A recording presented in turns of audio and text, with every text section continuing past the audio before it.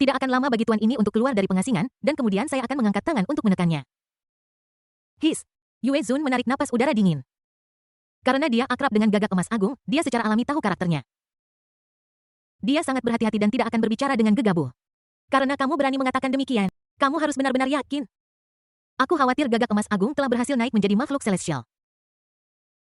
Lagi pula di antara makhluk celestial, mereka semua cukup kuat. Kalau tidak, bagaimana dia bisa mengangkat tangannya untuk menekan Yelang, orang aneh ini? Yue Zun tahu bahwa dia sudah naik ke kapal klan Jinwu dan mereka semua akan makmur bersama dan akan sulit untuk melarikan diri. Hanya ingin mengikat mereka lebih erat, dia mengambil kesempatan untuk berdiskusi. Saya pikir Tianyin dan Kaisar Gagak Emas sangat cocok, jadi mereka mungkin tidak terburu-buru untuk menikah. Tetapi kultivasi ganda keduanya harus dimasukkan dalam agenda. Dengan kombinasi Yin dan Yang, mereka pasti akan dapat membuat kemajuan lebih lanjut. Bisa. Gagak Emas Agung setuju kamu pergi dan atur masalah ini. Kalau begitu saya permisi dulu. Yue Zun membungkuk dan meninggalkan lava. Kembali ke ruang pelatihan sebelumnya. Dia mengirim pesan dan tidak lama kemudian, Yue Tianyin yang mengenakan gaun berwarna-warni dan memiliki wajah yang sangat imut datang. Dia berlutut di depan Yue Zun dengan sangat hormat dan berkata dengan hormat. Salam leluhur. Bangun. Yue Zun mengangkat tangannya. Dan embusan angin mengangkat Yue Tianyin ke atas. Mengapa leluhur memanggil Tianyin ke sini?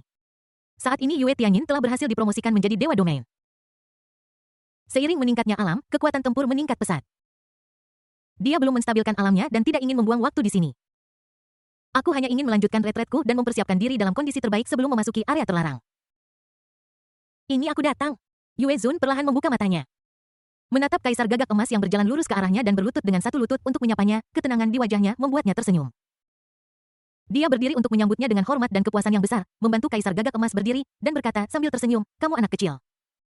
Kenapa kamu begitu sopan padaku? Bab 1784 Ketakutan Yue Tianyin. Yue Zun adalah teman baik ayahku, jadi aku harus menghormatinya. Wajah Kaisar Gagak Emas penuh dengan sanjungan. Lagi pula, Yue Zun telah memulihkan kejayaan klan bulan dengan usahanya sendiri. Dia benar-benar panutan bagi klan Gagak Emas kita. Wajar jika generasi muda menghormati Yue Zun. Anak kecil. Yue Zun menepuk bahu Kaisar Jinwu dengan lembut dan tersentuh hatinya oleh kata-kata sanjungan ini. Hal yang paling dia banggakan adalah dia telah membawa seluruh klan bulan ke keadaan gemilang saat ini. Berasal dari mulut Kaisar Gagak Emas itu memberinya rasa pencapaian. Penjilat. Yue Tianyin, yang berdiri di samping memiliki wajah dingin dan bergumam pelan. Dia tidak menyukai Kaisar Gagak Emas yang adalah seorang pengikut. Terutama ketika dia melihat betapa leluhur menghargai Kaisar Gagak Emas, dia bahkan lebih tidak puas. Saya merasakan krisis yang semakin meningkat. Tianyin, kamu sangat arogan, apa kamu pikir salah untuk tidak berubah? Yue Zun menatap Yue Tianyin dengan ketidakpuasan dan caranya menyapa Kaisar Gagak Emas juga berubah dari canggung menjadi akrab. Dan dia memanggilnya dengan nama panggilannya dengan antusias. Yue Zun, Tianyin hanya merajuk padaku. Dia tidak berniat membuatmu marah. Jin Buhuan berdiri dan berbicara baik tentang Yue Tianyin untuk membantunya keluar dari kesulitan. Tidak apa-apa memiliki sedikit temperamen, tetapi itu tidak boleh menunda hal-hal penting. Yue Zun berkata dengan suara berat. Dan ketika dia melihat Kaisar Gagak Emas lagi, dia berkata dengan sungguh-sungguh, sekarang pertempuran di area terlarang sudah dekat, kelangsungan hidup dunia Xuan Huang dipertaruhkan. Tidak ada waktu untuk membuang-buang waktu, saya khawatir mengadakan pernikahan mewah tidak mungkin lagi. Namun, kultivasi ganda antara kamu dan Tianyin harus diagendakan. Dan berusahalah untuk membuat langkah maju lagi di alam Dewa Domain sesegera mungkin. Bahkan jika kita memasuki area terlarang, kita perlu memberikan lapisan perlindungan ekstra.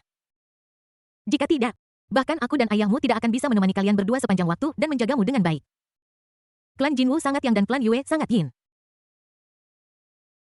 Keharmonisan Yin dan Yang. Ini sangat bermanfaat bagi Jin Buhuan dan Yue Tianyin. Dan di alam Dewa Domain mereka akan digabungkan lagi. Efeknya jauh di luar imajinasi dan akan membawa manfaat tak terduga. Yue Zun sangat ingin klan bulan dan klan Gagak Emas membentuk aliansi dan memperkuat hubungan mereka. Saling dorong dan mendorong Yue Tianyin didorong ke pelukan Kaisar Jinwu. Kakek, apa yang sedang kamu bicarakan? Kenapa aku harus menikahi Jin Buhuan? Kenapa aku harus berlatih kultivasi ganda dengannya? Mendengar ini, Yue Tianyin berteriak dengan semangat. Ini adalah pertama kalinya dia berdebat dengan leluhurnya. Dulu, dia selalu mematuhi perintah. Tapi dalam masalah ini, saya tidak akan pernah setuju. Saya juga tidak akan melakukan. Apakah kamu gila? Dia dan Jin Buhuan berlatih bersama, jadi bagaimana dengan Yelang? Apakah Yue Tianyin tipe wanita yang bisa menikah dengan siapa saja? Dia Yue Tianyin telah memilih Yelang. Dalam hidup ini saya tidak akan pernah memiliki perilaku intim dengan pria lain lagi. Hanya Yelang yang bisa memilikinya Yue Tianyin. Itu tidak mungkin dan tidak sepadan dengan emas. Lancang. Yue Zun sangat marah dan berteriak. Tekanan yang luar biasa seperti gelombang dahsyat menerjang ke arah Yue Tianyin. Hanya satu benturan sudah cukup untuk membuat Yue Tianyin terbang mundur. Dia jatuh ke tanah dengan darah mengucur dari mulutnya. Wajah yang tampak tenang itu penuh dengan rasa sakit dan menunjukkan trauma yang sangat serius. Bahkan inti alam Dharma bergetar dan berdengung. Kapan giliranmu menunjuk-nunjuk jari di depanku? Kamu hanya perlu mengikuti apa yang aku katakan, tidak perlu bertanya. Bersama Jin Buhuan atau mati, kamu pilih salah satu. Yue Zun melirik Yue Tianyin dengan dingin. Tanpa emosi apapun. Memang benar bahwa dia menghargai Yue Tianyin dan berniat untuk membiarkannya memikul tanggung jawab berat membawa kemuliaan bagi klan bulan dan menjadikannya patriark klan bulan. Tapi itu hanya dengan anggapan bahwa dia memanipulasi di balik layar. Jika kamu menentang keputusannya, siapa peduli apakah dia monster atau bukan? Seorang jenius atau bukan? Selama bertahun-tahun apakah jumlah jenius klan bulan yang mati di tangannya sedikit? Klan bulan hanya membutuhkannya. Suara Yue Zun dan bukan suara kedua. Kalau begitu, bunuh saja aku. Yue Tianyin menutup matanya dengan kebencian di matanya. Jangan mengemis ampunan atau memohon belas kasihan. Jika kamu mati, kamu mati. Tidak mungkin aku akan mengkhianati Yelang. Kamu. Yue Zun memelototi Yue Tianyin, dadanya yang ciut mengembang kempis.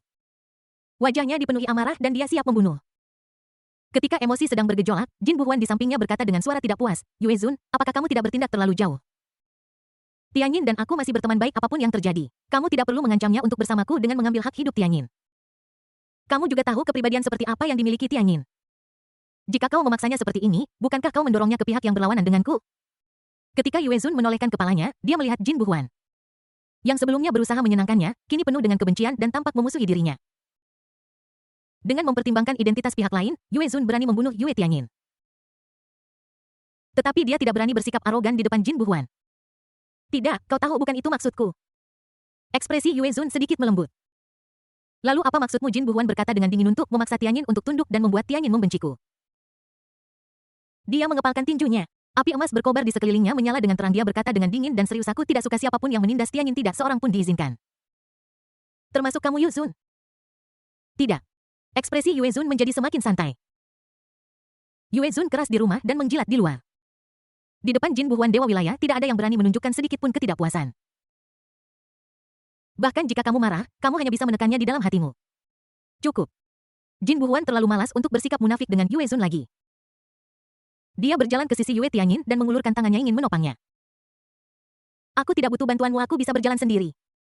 Yue Tianyin menghindari telapak tangan Jin Buhuan dan berdiri dengan napas lemah. Dia menutupi perut bagian bawahnya, menggigit bibirnya, tampak enggan ke arah Yue Zun.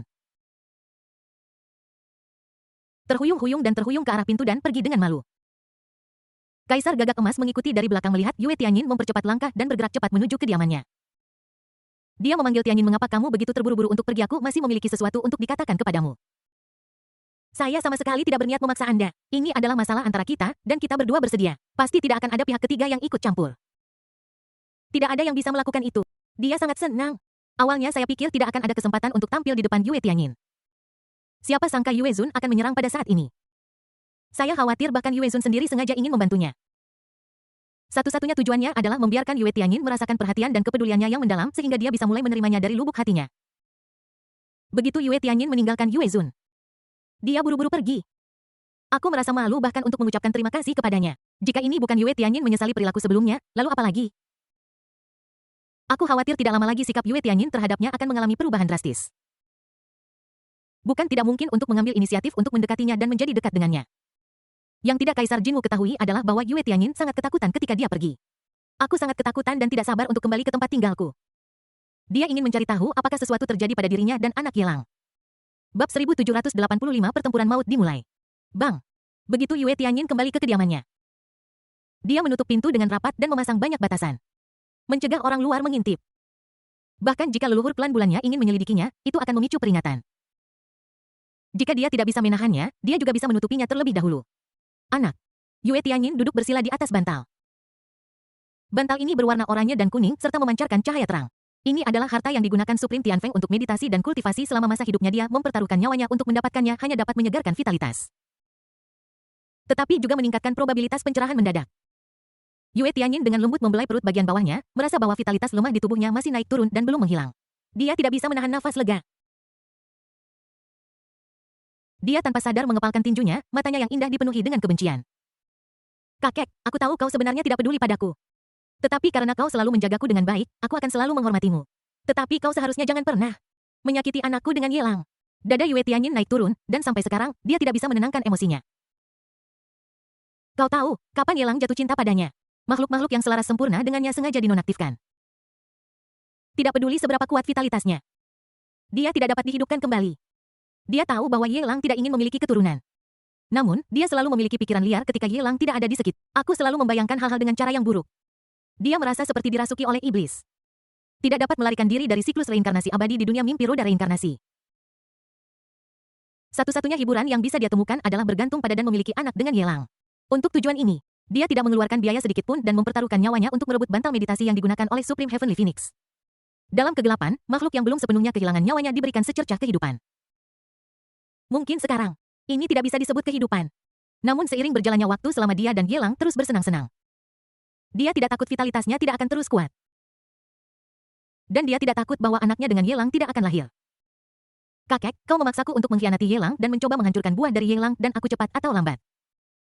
Aku akan membuatmu menyesalinya. Sambil memelihara vitalitas Yu Tianyin bergumam pada dirinya sendiri. Kebencian yang hampir bersifat iblis terus tumbuh di benaknya. Di luar kediaman Yue Tianyin, Qin Buhuan mengetuk pintu dan memanggil dengan lembut Tianyin. Keluar dan dengarkan penjelasanku. Aku benar-benar tidak bermaksud memaksamu menikah dengan kapal lagi memaksamu untuk berlatih kultivasi ganda jika kamu tidak setuju untuk bersamaku. Aku tidak akan pernah melakukan apapun yang bertentangan dengan Bisakah kamu keluar dan menemuiku? Biarkan aku menjelaskan semuanya dengan jelas. Kalau tidak, aku tidak akan melepaskannya. Suara dingin Yue Tianyin mengalir keluar dari kamar. Aku akan segera menunjukkan kehamilanku. Siapa peduli jika kamu bisa melepaskannya? Penolakan dingin itu membuat beberapa jenius yang lewat dari Istana Abadi Huangzu tidak bisa menahan tawa. Tetapi Jin Buhuan adalah putra tunggal dari Gagak Emas Agung dan juga monster terkenal. Tidak ada yang berani menertawakannya di depannya. Hanya Si Hao yang setingkat dengan Jin Buhuan yang mencibir saat lewat. Sepertinya kamu. Jin Buhuan juga punya momen-momen frustrasimu. Si Hao tidak pernah menganggap Jin Buhuan serius sebelumnya. Jangan memperlakukannya sebagai lawan. Tapi orang ini memperlakukannya seperti orang. Dulu di area terlarang yang dijaga oleh Istana Kekaisaran Xuan Yu, identitas Yue Tianyin sengaja disembunyikan. Sehingga dia tidak tahu apa-apa. Dia akan selalu menemukan cara untuk membalas penghinaan ini pada Jin Buhuan. Kakakmu menjadi abu dalam pertempuran antara para ahli jahat itu. Aku tidak ingin berurusan denganmu. Emas lebih berharga daripada kata-kata dingin. Mata Si Hao merah dan darah melilit bola matanya. Kata-kata ini benar-benar menyentuh ranjau daratnya dan dia sangat marah. Jin Buhuan, kau sangat berani hingga berani memfitnah saudaraku. Kau mencari mati? Aku tidak akan repot-repot denganmu. Tetapi kau benar-benar berpikir bahwa kau adalah anak ajaib nomor 1 di Istana Abadi Huangzu. Jin Buhuan mencibir dingin. Dua orang jenius dan pelaku kejahatan itu saling berhadapan. Sepertinya pertarungan lain antara naga dan harimau akan segera dimulai. Pada saat ini suara para dewa bergema serempak di banyak kapal perang tempat Istana Abadi Huangzu berada seolah-olah mereka bergema di telinga seseorang. Tuan-tuan, kita telah tiba di area terlarang, bertarunglah sepuasnya. Segera setelah itu, terdengar serangkaian suara berdengung. Kapal perang yang tak terhitung jumlahnya berguncang hebat saat mereka melintasi penghalang yang menuju ke area terlarang. Kapal perang itu menjadi transparan seperti kaca satu arah yang mentransmisikan cahaya. Dan seseorang dapat melihat dunia di area terlarang di luar dari dalam. Ini berbeda dari area terlarang yang dijaga oleh Istana Kekaisaran Xuan Yu. Area terlarang ini dikelilingi oleh darah merah tua. Ada bintang-bintang merah darah yang tersebar di langit di atas area terlarang. Seperti bulan darah yang sangat aneh. Itu kapal perang keluarga kelima. Mereka juga datang ke area terlarang ini. Itu adalah kapal perang Pavilion Wanbao, orang-orang mesum tua yang hanya peduli pada kepentingan mereka sendiri dan tidak peduli pada persahabatan, juga telah keluar dengan kekuatan penuh untuk membantu Istana Abadi Huangzu kita dan mencekik makhluk jahat di area terlarang. Ada juga kapal perang Istana Kekaisaran Xuan Yu, ada begitu banyak dari mereka. Dan mereka hampir mengerahkan seluruh upaya mereka ke dalam pertempuran ini. Pertempuran ini hampir mengumpulkan semua sumber daya dunia besar Xuan Huang. Kita hanya bisa menang. Para jenius dari Istana Abadi Huangzhou termasuk Si Hao, Jin Buhuan, dan Yue Tianyin. Semua menyaksikan kapal perang yang tak terhitung jumlahnya. Penghalang di area terlarang penyeberangan paksa. Rasanya seperti kapal perang penghancur bintang berskala besar menuju area terlarang. Sangat padat sehingga tidak terlihat ujungnya. Saat kapal-kapal perang ini melewati penghalang, cahaya merah darah seperti racun yang menggerogoti harta karun terus berlama-lama di luar permukaan kapal perang. Terlihat dengan mata telanjang bahwa material spiritual yang digunakan untuk membangun kapal perang terkikis. Kerangka eksterior kapal perang mengalami degenerasi. Namun kemudian saya melihat sebuah kapal perang dari suku kuno tiba-tiba runtuh. Puluhan ribu jenius kuno dari suku-suku kuno berubah menjadi iblis jahat dalam sekejap di bawah erosi kabut darah merah. Saling bertarung. Ayah dan anak saling membunuh dan kerabat dekat saling menghunus pisau. Sebelum orang-orang terkasih ini dapat memutuskan apakah akan hidup atau mati, Mereka semua terkikis oleh kabut darah merah sampai bahkan kerangka mereka pun tidak tersisa. Area terlarang ini telah berubah jika Anda bukan seorang kaisar tingkat tinggi, Anda bahkan tidak dapat melindungi diri sendiri di sini. Apalagi membunuh makhluk di area terlarang. Suku-suku kuno ini sedang mencari mati. Namun mereka juga ingin melakukan bagian mereka untuk membunuh satu musuh lagi untuk dunia Xuan Huang. Yelan memegang tombak berumbai merah di tangannya dan berdiri tegak di atas dek kapal perang Kaisar Xuan Yu. Matanya penuh kebencian. Kenapa kamu banyak bicara? Ayo pergi dari sini. Suara Yelang bergema di seluruh kapal perang tempat dia berada. Mengumumkan dengan suara nyaring semua orang segera tinggalkan kapal perang dan bertempur dalam tim kecil. Pengingat bahaya tingkat dewa miliknya sudah menjadi peringatan. Kata besar bahaya terus muncul di depan mataku. Menyeret Yelan dan yang lain, mereka dengan cepat meninggalkan area yang dilindungi oleh kapal perang. Seperti lalat tanpa kepala, dia berlarian di area terlarang yang luas. Di kapal perang, hanya sejumlah kecil orang jenius yang mengikuti saran Yelang dan mulai melarikan diri. Sebagian besar dari mereka ditinggalkan di kapal perang. Mereka semua tahu dalam hati mereka bahwa mereka akan datang untuk mencekik area terlarang dan makhluk jahat di area terlarang secara alami tidak akan duduk diam dan menunggu untuk mati. Namun, mereka sangat yakin bahwa ada 9 makhluk surgawi yang menjaganya. Sama sekali tidak mungkin ada sesuatu yang salah dengan kapal perang Istana Kekaisaran. Tepat ketika Yelang dan yang lainnya menghilang tanpa jejak, kapal perang besar di dalam penghalang area terlarang tampak mengalami serangan reduksi dimensionalitas. Kapal perang meledak satu demi satu. Api yang dahsyat memenuhi seluruh area dengan cahaya yang sebanding dengan lusinan bidang bintang. Bab 1786 Saint Lady Yu tidak ingin. Betapa berani. Di sebuah kapal perang tempat Istana Kaisar Xuan Yu berada makhluk surgawi yang tampak seperti monyet ilahi dia agung dan menakjubkan memegang tongkat warna-warni dan mengayunkannya ke arah bulan darah di atas area terlarang. Dalam sekejap mata angin dan awan berubah, dan kekuatan langit dan bumi mengalir kembali. Tongkat warna-warni yang membentang miliaran mil itu seperti cahaya destruktif yang dapat menghancurkan segala sesuatu di jalurnya. Bulan-bulan darah hancur satu demi satu. Satu demi satu makhluk jahat setingkat penguasa jahat berjatuhan. Dengan satu ayunan tongkat, puluhan master jahat tumbang. Monyet kecil, sudah lama aku tidak melihatmu. Avenue tongkatmu menjadi semakin mengerikan, hampir sebanding dengan avenue yang lengkap, tapi hanya karena kamu adalah kera ilahi Hunyuan, kamu tidak memiliki kemampuan untuk melakukan kekerasan di sini. Tetapi lebih dalam di bulan darah makam besar makhluk jahat keluar dengan kekuatan penuh. Itu bergegas menuju tempat ini seperti kekuatan penghancur. Tekanan agung berkembang sepenuhnya. Semua kapal perang yang belum meledak karena stabilitas makhluk surgawi hancur. Tidak ada lagi kapal perang yang dapat melindungi para kultivator dunia Xuan Huang. Para jenius dari 2 universitas top baik-baik saja. Begitu harta terbang dari suku-suku kuno itu. Atau bahkan beberapa keluarga kecil yang sendirian dihancurkan. Tak terhitung jumlah orang di alam Emperor Spas di bawah darah merah padam. Mulai dirasuki oleh Iber melawan satu sama lain dan kemudian binasa. Orang-orang di wilayah Kaisar Guan berjatuhan seperti hujan. Bahkan Dewa Domain tidak dapat melindungi dirinya sendiri di sini. Jika kamu tidak berhati-hati, kamu akan diinvasi oleh makhluk jahat dan kemudian dibunuh. Tinggalkan tempat ini dengan kecepatan penuh dan lakukan yang terbaik untuk membunuh makhluk jahat itu. Makhluk surgawi yang memegang kitab takdir itu seperti dewa dan dia naik ke udara bersamaan dengan makhluk surgawi lainnya. Penghalang melingkar menjaga para jenius yang selamat. Menembak ke segala arah. Situasi di sini sedemikian rupa sehingga bahkan De Tianren pun salah menilainya. Tanpa diduga dari awal. Ada pertempuran berdarah antara dewa dan manusia. Menurut praktik sebelumnya, keberadaan mengerikan di antara makhluk jahat ini harus pertama kali diserang dengan pasukan garda depan yang tak terhitung jumlahnya untuk menghabiskan energi mereka. Namun, Tianren dengan cepat beradaptasi dengan situasi tersebut. Sebarkan kelompok-kelompok jenius itu. Biarkan mereka mengambil keuntungan. Mereka sendiri berubah menjadi tubuh dewa perang yang menakutkan. Bergegas langsung ke kuburan makhluk jahat itu dan memulai pertarungan berdarah. Perang besar antara dewa dan manusia telah dimulai. Jalan agung yang membentang lebih dari 30,000 mil bertabrakan dengan kejam dengan kuburan makhluk jahat itu. Raungan yang mengguncang bumi berlangsung lama. Darah para dewa terus-menerus jatuh. Makhluk jahat juga tidak bersenang-senang. Semua terpukul dengan buruk.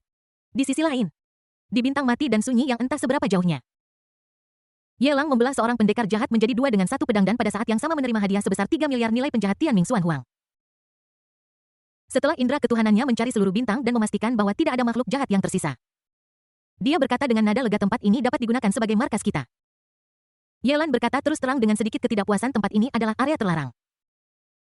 Tidak ada makhluk jahat di bintang ini. Jika makhluk jahat yang sedikit kuat lewat, ia akan menyadari sesuatu yang tidak biasa. Tidak apa-apa. Saya punya ide bagus. Yelang dengan tenang mengeluarkan satu demi satu boneka tempur dari ruang sistem. Semua ditebus dari mall sistem. Nilainya berkisar dari ribuan hingga ratusan juta. Yang paling tirani aura yang dia pancarkan sebanding dengan aura seorang penguasa jahat. Tentu saja kekuatan tempur sebenarnya dari boneka tempur ini tidak dapat dibandingkan dengan kekuatan master jahat. Di depan majikan jahat, bahkan tidak cukup untuk dijadikan makanan. Itu hanya bisa digunakan sebagai boneka untuk membingungkan orang. Boneka-boneka pertempuran ini terinfeksi roh jahat. Bukankah mereka akan berbahaya bagi kita? Yelan, termasuk Junsi dan yang lainnya, merasakan hawa dingin menusuk tulang belakang mereka ketika melihat boneka-boneka tempur yang memiliki aura yang sama dengan makhluk-makhluk jahat itu. Aku selalu merasa ada sesuatu yang tidak beres. Aku tahu apa yang sedang terjadi. Yelang tidak memberikan banyak penjelasan. Produk yang diproduksi oleh sistem harus berkualitas tinggi. Dia mengendalikan inti dari boneka-boneka tempur ini. Dia dapat memutuskan hidup dan mati hanya dengan sebuah pikiran, dan bahkan jika ada abnormalitas, mereka dapat diselesaikan dengan segera. Terlebih lagi, dia hanya menggunakan boneka tempur ini untuk membingungkan orang dan tidak mengharapkan mereka untuk bertarung. Semakin realistis, semakin baik efeknya. Tetap di area masing-masing. Saat Yelang melambaikan tangannya, boneka-boneka tempur yang tak terhitung jumlahnya terbang menjauh. Nilai penjahat Tianming Xuanhuang yang digunakan untuk membuat boneka tempur semuanya adalah makhluk jahat yang dipanen dari bintang-bintang di sini. Sampai batas tertentu, ini dapat dianggap sebagai upaya mencari kesejahteraan bagi area terlarang. Kebetulan, saya perlu mundur dan menerobos selama periode ini. Saya tidak punya waktu untuk membuang-buang waktu pada makhluk jahat di area terlarang. Saya bisa tetap aman di sini. Xiao Xiu, pemimpin pavilion Xingyun, tampak lega di matanya. Sekarang dia telah menemukan jalan menuju Nirvana, sebuah terobosan sudah dekat. Jika dia tidak membutuhkan bantuan Fathead, dia tidak akan tiba di area penalti terlalu awal. Tidak semudah itu, kamu ingin memancing di air keruh di area terlarang. Dasar kau. Yelang memutar matanya. Memandang Junsi dan yang lain dan berkata dengan sungguh-sungguh, mulai sekarang semua dari kalian berpencar ke segala arah dan menarik semua makhluk jahat di sekitar bintang ini yang berada di level yang sama dengan para penguasa ke bintang ini. Tentu saja, aku akan memberimu jimat teleportasi penyelamat jiwa. Selama kamu tidak akan mati. Bertarung sampai mati. Ketika kamu berada di area terlarang meskipun situasinya aman saat ini, kamu harus selalu siap menghadapi bahaya. Itu hanya bintang di seluruh mataku. Tentu saja ini tidak bisa memuaskan Yelang. Dia ingin mengisi area yang luas dengan boneka tempurnya. Bahkan jika Anda menghadapi musuh yang tak terkalahkan nanti, begitu Anda memasuki wilayahnya, Anda akan memiliki rute pelarian yang sepenuhnya aman. Jika kita dapat mengubah bintang-bintang di sekitar sini menjadi tong besi, kita dapat memiliki jalan keluar. Jika kita bertemu dengan seorang jenius dari Istana Kekaisaran, kita dapat memberinya tempat berlindung. Aku hanya tidak tahu bagaimana situasi kapal perang Istana Kekaisaran saat ini. Istana Kekaisaran Xuanyu saja sudah memiliki 9 makhluk surgawi yang bertanggung jawab, belum lagi kapal perang Istana Abadi Huangzu yang tidak jauh, serta keberadaan banyak kekuatan lainnya.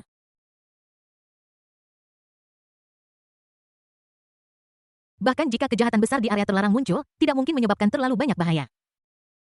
Yelan memegang tombak berumbai merah di tangannya, dengan ekspresi cemas di matanya. Aku perlu menghubungi Istana Kekaisaran dan mencoba mendapatkan lebih banyak orang untuk membantumu mengamankan tempat peristirahatan ini dari bawah. Kamu mau kemana? Untuk menghubungi kapal perang Istana Kekaisaran, apakah kamu meminta izinku? Yelang mengangkat tangannya menggenggam pergelangan tangan Yelan dan berkata dengan seringai main-main di matanya, aku memintamu untuk melakukan sesuatu.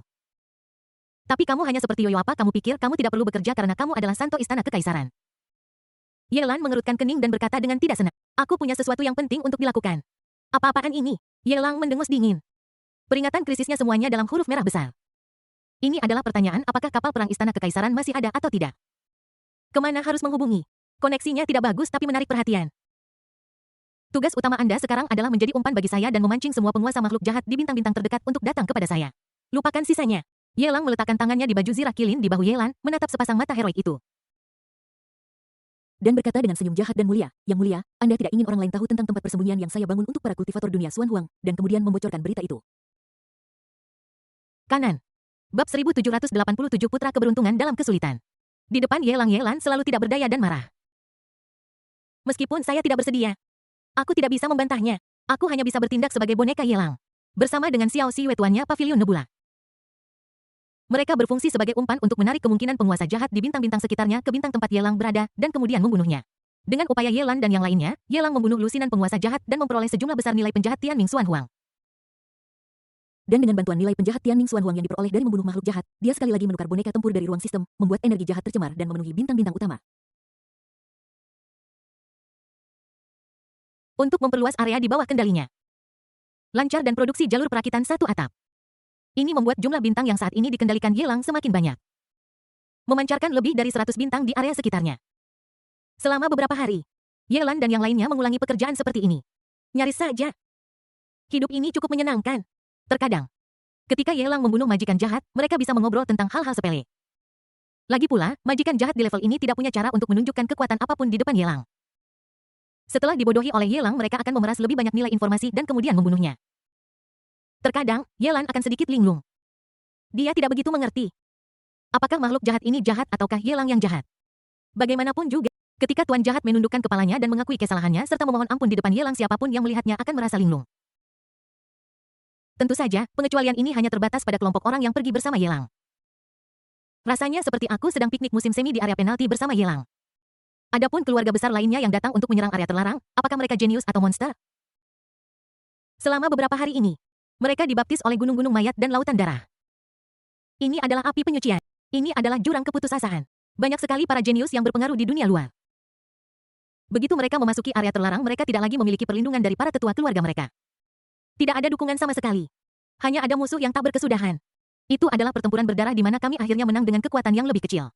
Tetapi siapa yang tahu di detik berikutnya akan ada makhluk jahat yang lebih menakutkan. Dan ada sekelompok dari mereka yang menutupi seluruh langit dan bumi. Dalam keputusasaan yang ekstrim, semua jenius terkemuka dan tokoh kuat veteran dari dunia Xuan Huang terbunuh di tempat ini. Bang! Disertai dengan suara keras. Di area terlarang di atas bintang. Cahaya cemerlang seperti kembang api terpancar hingga jarak tak terhingga di sekitarnya.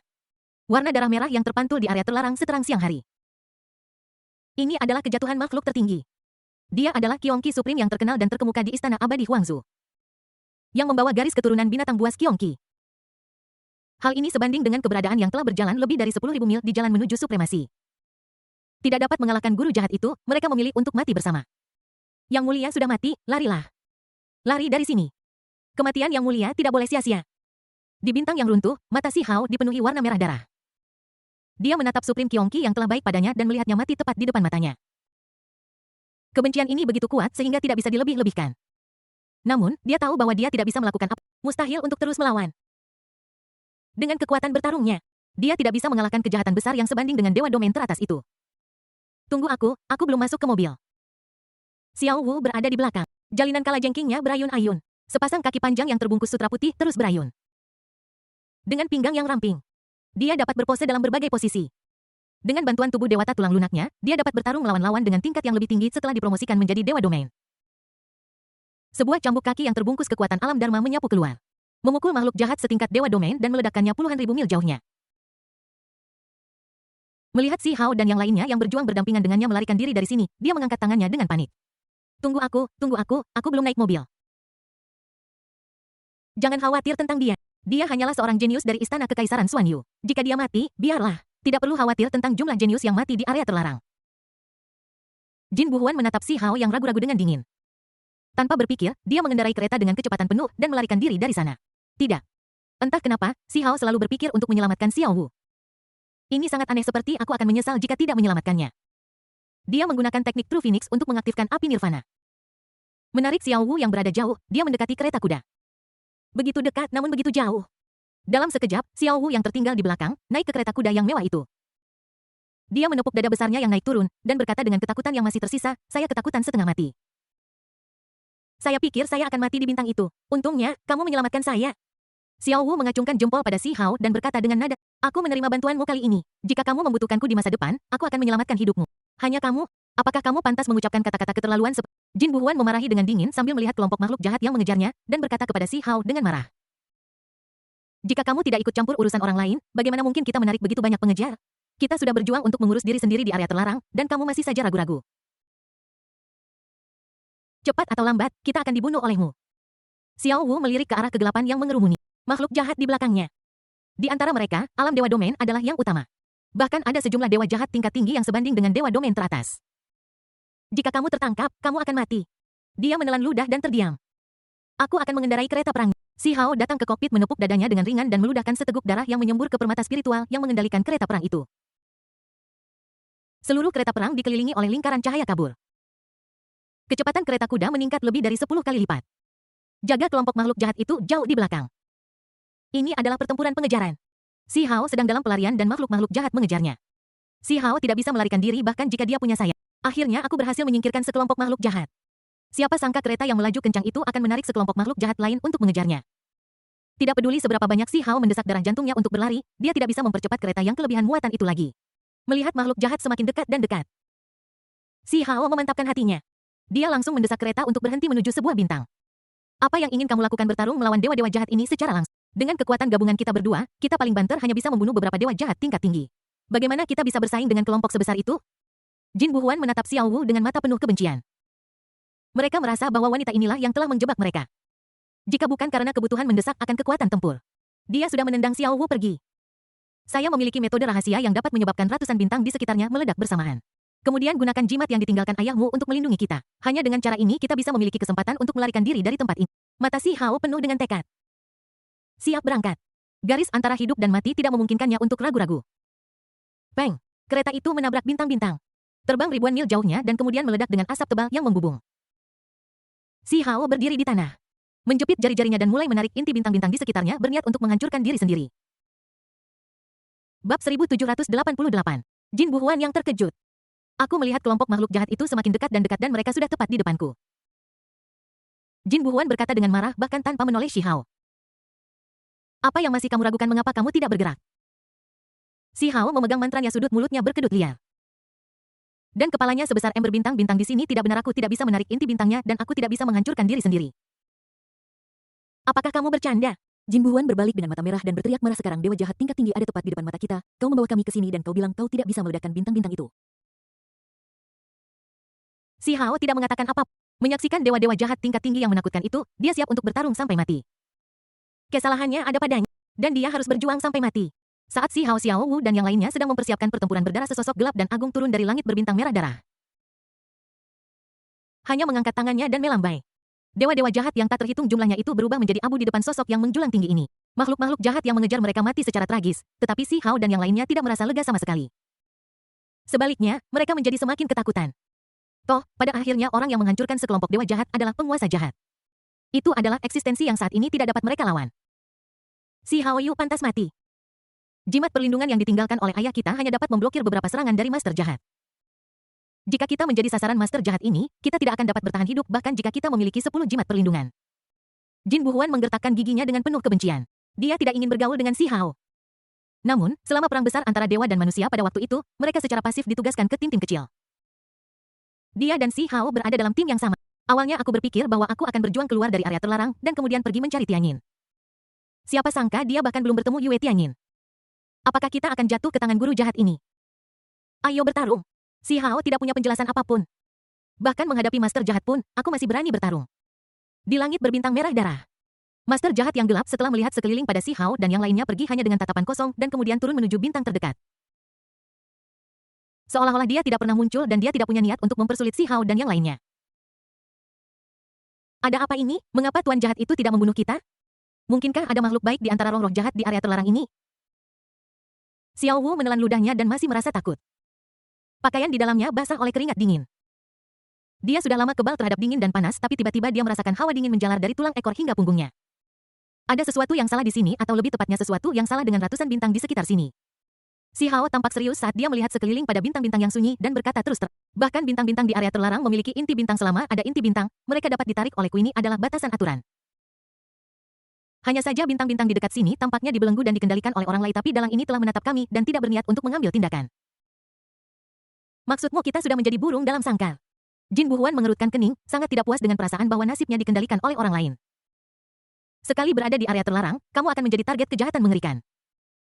Hanya ada satu hasil dan itu adalah kematian. Terlebih lagi, itu adalah kematian tragis. Mereka akan diperas sepenuhnya, dan dengan sangat enggan, tubuh mereka akan direduksi menjadi boneka bawahan makhluk jahat. Jika itu adalah berkah, itu tidak akan menjadi bencana. Jika itu adalah bencana, kamu tidak bisa menghindarinya, tetaplah bergerak maju.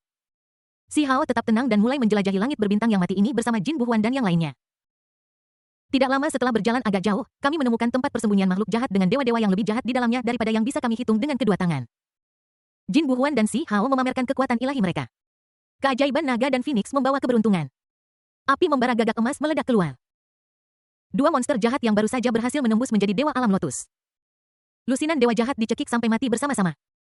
Setelah membakar dewa jahat tingkat menengah menjadi abu, Jin Buhuan dengan dingin mengamati Xiao Wu yang masih bergumul dengan dewa jahat utama dan berkata kepada Si Hao dengan nada mengejek. Lihatlah seorang jenius yang kamu selamatkan ini. Bukan saja dia menyebabkan kita dikejar oleh makhluk jahat, tetapi dia bahkan tidak bisa memberikan bantuan apapun dalam pertempuran. Dia adalah yang terlemah dan sama sekali tidak berguna. Apakah kamu bercanda? Kamu bilang sekali sudah cukup bagiku, dan kamu bilang aku kecanduan. Orang yang menyelamatkanku adalah Si Hao. Apa urusannya denganmu? Apa kau benar-benar berpikir kau adalah monster unik dibandingkan denganku? Pahlawan macam apa kau ini? Jika kau punya nyali, bandingkan dirimu dengan Tuan Ye dari Istana Kekaisaran kami di mataku. Kau adalah seorang jenius monster yang tak tertahankan, tetapi di depan Tuan Ye, kau bahkan tidak berharga seujung kuku. Xiao Wu dengan marah mengkritik, apakah kau benar-benar berpikir aku ingin bekerja sama denganmu dan menjilatmu jika Guru Ye tidak menyadari krisis ini sebelumnya? Aku pasti sudah lama bergantung padanya, mengapa aku harus bekerja sama denganmu dan menderita di sini? Tidak peduli apa, Xiao Wu juga seorang jenius terkenal di Istana Kekaisaran. Namun, dibandingkan dengan Si Hao dan Jin Buhuan, masih ada celah tertentu. Dia juga tahu bahwa dia bukan tandingan keduanya. Tapi itu tak ternilai harganya dan tidak seserius itu, bukankah fitnah jika mengatakannya seperti ini? Bahkan patung tanah liat pun masih memiliki temperamen. Terlebih lagi, itu adalah Xiao Wu-nya. Dia terus memanggilku Tuan Muda Ye. Hanya saja aku belum bertemu dengannya, jika tidak aku akan memberinya pelajaran bagaimana rasanya dikalahkan telak. Jin Buhuan memperlakukannya dengan dingin. Dia telah menyaksikan kekuatan Yelang, tetapi itu hanya dengan bantuan wasiat leluhur pedang. Sekarang setelah guru pedang jatuh, bagaimana mungkin Yelang memiliki kekuatan bertarung yang luar biasa seperti itu? Seorang lawan yang akan dikalahkan oleh Si Hao. Dia tak ternilai harganya, tetapi itu belum tentu benar. Makhluk jahat lain sedang mendekat ke arah sini. Si Hao dengan ramah mengingatkannya, ekspresinya penuh kesungguhan. Dengan mata telanjang dapat dilihat bahwa di cakrawala tidak jauh dari sana terdapat sekelompok besar makhluk jahat, seolah-olah mereka dilahirkan dari ibu yang sama mendekati sisi ini. Makhluk macam apakah makhluk-makhluk jahat ini? Kenapa mereka terlihat begitu mirip satu sama lain? Dewa jahat yang pernah dibunuh Jin Buhuan terlihat seperti ini. Kelompok yang muncul sekarang seperti ini. Bahkan orang yang baru saja membunuh banyak dewa jahat yang mengejar mereka memiliki beberapa kesamaan sampai batas tertentu. Si Hao meraung, menyela pikiran Jin Buhuan. Sekelompok orang itu seperti pecahan granat yang meledak. Berhamburan ke segala arah. Kemudian, seperti bom plaster, ia bergerak menuju kelompok dewa jahat di sepanjang jalur yang sama dan mulai mencekik mereka. Ini adalah pertempuran berdarah. Ada makhluk jahat yang tak terhitung jumlahnya. Tim yang dipimpin oleh Si Hao dan Jin Buhuan bertempur selama 7 hari 7 malam. Biarkan bintang ini terciprat darah busuk makhluk jahat. Dalam kelelahan yang ekstrim, dia melihat mayat makhluk jahat yang menumpuk seperti gunung mayat dan lautan darah. Si Hao, Jin Buhuan dan yang lainnya ambruk ke tanah karena kelelahan. Ada kebahagiaan yang tak berkesudahan di wajah mereka. Jin Buhuan bahkan lebih dipenuhi dengan semangat juang yang membara. Dalam pertempuran ini, aku membunuh lebih dari 10.000 dewa jahat. Dan bahkan membunuh lebih dari 50 dewa jahat tingkat tinggi. Bahkan jika aku mati di sini, itu sudah cukup. Rekor ini sudah cukup untuk membuat nama kita dikenal di dunia Xuan Huang. Si Hao melihat makhluk jahat mendekat dari kejauhan dan bergumam, linglung musuh lain datang. Xiao Wu melihat dengan sangat baik seorang ahli jahat akan datang. Dan ada lebih dari satu. Kalau begitu tunggu saja kematian. Jin Buhuan merasa lega. Lelah hingga hampir pingsan. Dia sudah memainkan semua kartunya. Tidak ada lagi kekuatan untuk bertarung. Sudah mati rasa, dia mulai menunggu tuan jahat itu datang. Pada saat terakhir, dia akan memilih untuk menghancurkan diri sendiri dan tidak akan pernah menjadi boneka makhluk jahat. Semua orang siap untuk menghancurkan diri sendiri dan telah menghadapi kenyataan dan kematian yang akan datang dengan tenang. Hingga para penguasa jahat itu turun ke bintang ini. Sekelompok orang yang awalnya kelelahan memiliki mata yang melotot dan tertawa terbahak-bahak. Kenapa itu kamu? Orang yang muncul di depan semua orang bukanlah orang lain. Tetapi Yang Mulia Ye Lantai, gadis suci dari Istana Kekaisaran Xuan Yu. Tuan. Xiao Wu sangat gembira ketika melihat Yelan. Air mata menggenang di mataku. Dia menopang tubuhnya yang lelah dan terhuyung-huyung ke arah Yelan. Yelan mendorong tangan Xiao Wu yang berdarah menjauh dengan jijik lalu menatap dingin Si Hao dan Jin Buhuan yang tertegun. Dan berkata dengan dingin, selamat, Anda telah menyelesaikan ujian yang Master Ye tetapkan untuk Anda di planet ini. Bab 1789, situasi terkini markas Yelang. Jin Buhuan terkejut dan bertanya. Maksudmu makhluk jahat di planet ini semuanya ditinggalkan oleh Yelang? Makhluk jahat ini semua dikendalikan oleh Yelang? Bagaimana dia bisa mengendalikan makhluk jahat di sebuah planet? Bahkan dewa jahat tingkat tinggi bersedia bekerja untuknya? Apakah kamu gila? Kepala Jin Buhuan berdengung. Dia sebelumnya telah memainkan semua kartunya dalam pertarungan. Semua makhluk jahat di seluruh planet ini akan dibasmi. Seberapa bahagia yang kamu rasakan di dalam hati? Bahkan jika aku mati di sini, aku akan rela dan tidak akan merasakan ketidakbahagiaan apapun. Sekarang beritahu dia bahwa semua yang ada di sini adalah ujian yang dibuat oleh Ye Langbu untuk mereka. Mengapa Hao Yelang begitu mampu, dari mana dia mendapatkan kualifikasi untuk menguji dia dan Si Hao? Ekspresi Yelan tenang dan terkendali, dan dia tidak seperti Junsi, yang sengaja membuat komentar sinis. Dia hanya menyatakan fakta dengan blak-blakan. Tepatnya, makhluk jahat ini semua adalah boneka tempur Yelang, bukan hanya dewa jahat tingkat tinggi, tetapi juga ahli jahat. Saat dia berbicara, dia melihat sekeliling, melirik beberapa boneka tempur tingkat penguasa jahat di sampingnya, dan kemudian mengalihkan pandangannya ke Jin Buhuan dan yang lainnya. Termasuk para penguasa jahat ini, mereka semua adalah boneka Yelang. Izinkan saya bertanya, bagaimana dia bisa mengendalikan semua makhluk jahat di planet ini? Apakah semua kejahatan di area terlarang ini buta dan tidak tahu bahwa orang ini mengganggu area terlarang? Jin Buhuan bertanya dengan tidak pantas. Mentalitas saya runtuh. Dia lebih suka Yelang disiksa sampai mati oleh makhluk jahat di sini daripada menerima kenyataan kejam di hadapannya. Yelang tidak berniat untuk marah. Faktanya, dia juga sangat tidak puas dengan Yelang karena memenjarakannya di sini. Setiap kali saya bekerja secara pasif, saya melakukan pekerjaan berulang-ulang, dieksploitasi oleh Yelang. Aku juga merasa dirugikan. Namun, ketika dia melihat penampilan menyedihkan Si Hao dan yang lainnya, dia merasa beruntung dan mengikuti Ye Lang. Kalau tidak, bahkan jika dia mencapai tingkat tertinggi Dewa Domain, situasinya tidak akan jauh lebih baik. Tepatnya, bukan hanya bintang ini, tetapi juga 137 bintang di sekitarnya telah dikendalikan oleh Ye Lang. Jika ada makhluk jahat mendekati area ini, itu akan dicekik sampai mati. Ye Lang menghela napas. Ini hanya informasi yang saya ketahui beberapa hari yang lalu. Beberapa hari ini, aku mengawasimu menerima ujian di sini dan tidak mendapatkan informasi terbaru. Menurut kecepatan wilayah Ye Lang berkembang, mungkin jumlah bintang yang disandera Ye Lang telah melebihi 1000. Monster macam apa orang itu? Jin Buhuan mengepalkan tinjunya, matanya penuh keengganan. Dia berjuang keras di area penalti. Pada akhirnya, dia akhirnya terjebak di kebun belakang Ye Lang. Semuanya dilakukan di bawah instruksi Ye Lang dalang di balik layar.